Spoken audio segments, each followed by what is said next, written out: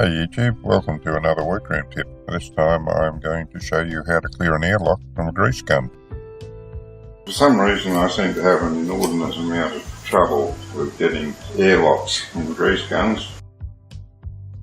Not sure why, but I'll show you how to clean them.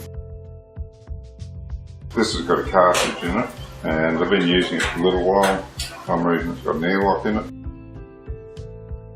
So, loosen the screw there and start pumping till you get grease coming out the end.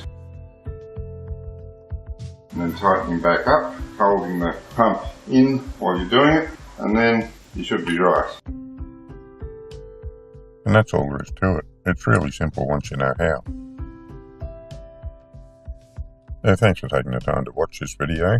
I hope you got something from it, and if you already knew how to do it, well, thanks for watching anyway. If you'd like to see more of my videos, you can go to my channel or browse to my website.